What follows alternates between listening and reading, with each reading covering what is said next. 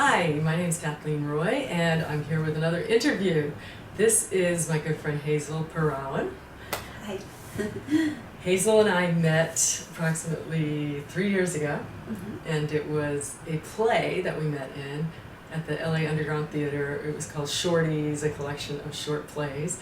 Hazel and I were in one of the plays, and we've kept in touch and been pretty good pals ever since.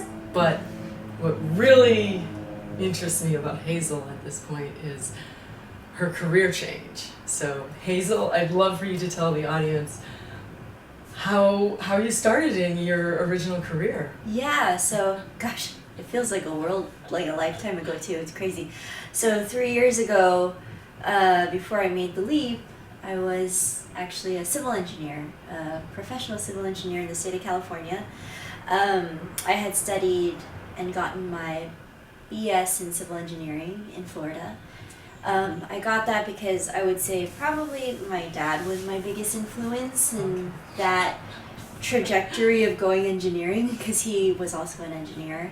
He was a structural engineer, and so he kind of pushed me that route, and I ended up going that route because math and science were kind of my strong subjects in school anyway, so it kind of made sense at the time, even though there was that other pull of the creative side of me. But the practical route kind of like called me, plus my dad and my parents. Of course. Yeah, so you go that route, and I finished my degree. I got my degree from USF, and then I started working first with my dad in Florida with the structural engineering company. And then when I moved to California with one of my best friends, I picked up a job with stormwater management company. So I did that I was with that company for maybe 3 years. And then I got another job in the public sector for LA County. And then I started working for LA County for quite a few years in the flood permit section, and then also land development. And so I spent over a decade working as an engineer before I decided to quit.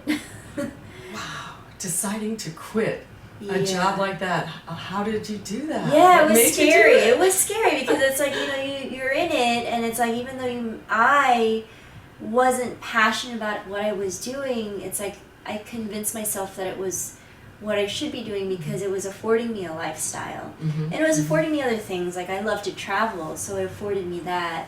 I had a decent, we had like a nice apartment, and it just, you have a certain lifestyle when you have a job like that has a certain salary. Mm-hmm. And so that was really what was keeping me. But it could only keep me there for so long, because it's like, you make X amount of money, but it's like, you just keep, it's like you're climbing this like ladder of like, okay, the next promotion. So then, and for me, it was just like, what is the point of all of these promotions? It's like, it's not making me any happier. Mm-hmm. It may give you more money, but it's like, that money doesn't equate to happiness if you're not enjoying what you're doing.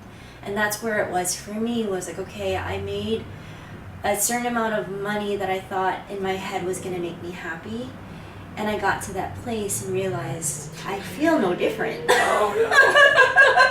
Even though, by some people's standards, I was successful in what I was doing. Of course, yes. Yeah, and I did feel a bit of that success doing the engineering work, but at the same time, it just wasn't my calling. And my whole life, throughout the whole period of studying engineering and working as an engineer, I always had the side gigs. Of the minute I had any free time, I was either playing music, I was drawing, I was painting, I was making my own line of clothing.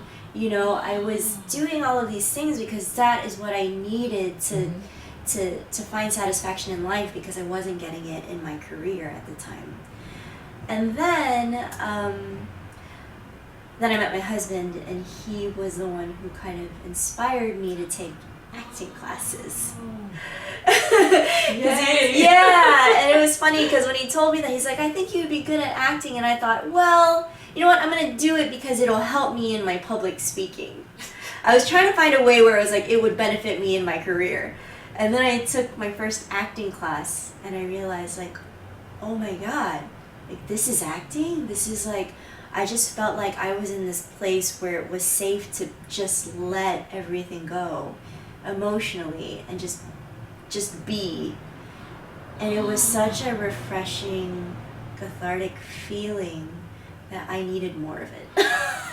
Wow, so you fell in love. So I fell in love with the art of acting, which it was something that I didn't think was for me until I did it. And that's when I found my love for it. So that was, so then I started taking those acting classes while I was still working as an engineer. And then about 2 years into taking acting classes when I decided, you know what, I think I want to pursue the acting fully and just drop the engineer. That's Drop scary. the salary, drop the, it was scary. That's really scary. It was really scary. I definitely have to say that having a partner that supports you is key. Yes. And was key for me to make that leap of faith, because at least I knew that he was behind me and he believed in me. Yeah. Wow, isn't that something? Because you are amazing. I have to tell you, she's an amazing actress. I'm really surprised that it was only a few years ago that you started training, because every time I see Hazel act, she's so like grounded and focused, and she has the presence that many seasoned actors wish that they have. So Thank you for that. oh yeah, you're amazing. Yeah, thank you. Yeah, I know it's kind of been a journey these past 5 years, from when I first started my acting class and now just fully absorbed in it. It's so inspirational, because thanks. you did it. You made that transition, but I know there must have been some hard times going through it. Absolutely. Yeah, I would say that first year of me quitting my job and just pursuing it fully was probably the scariest year for me, because, number one, the money, it wasn't coming in anymore the way that it once was. And then two, it's like when you're in the acting career, it's very different from a normal Monday to Friday or Monday to Thursday gig, where your week is predictable as far as like where you need to be. Okay, I have to be somewhere at in the morning, and then I leave at night. Whereas like with acting, it's the scheduling is so erratic and unpredictable. And it's like you could be so busy one week, and then you may follow through with like a week or more of nothing. And then it's like you have to find a place to be okay with that unpredictable schedule. Yes, and you have to make sure that you get your things done when you have the free time. When you have the time. But you don't know if you'll continue to have free time. So if you get a job all of a sudden and you just haven't done any laundry, it's like, Yeah. And so I feel like that's when it's like training definitely helps in taking acting classes. Yes. And so you're constantly always practicing the craft so that when you do get the gig, like you're ready for it, right? Yes. Yeah, just like with auditions too, it's like the more auditions you have, the more audition experience you have, so the more confident you are and the more ready you are with it. So it's like just the constant like being like acting and just practicing and doing as much as you can as an actor, so that it's just like second nature to you.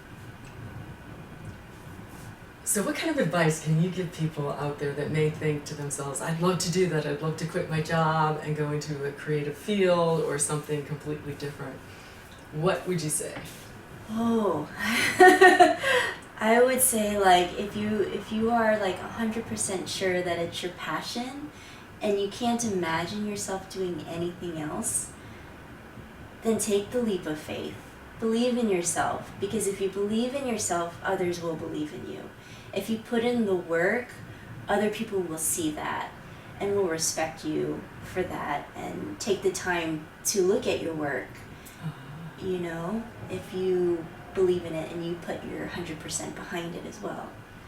Yeah, it's scary.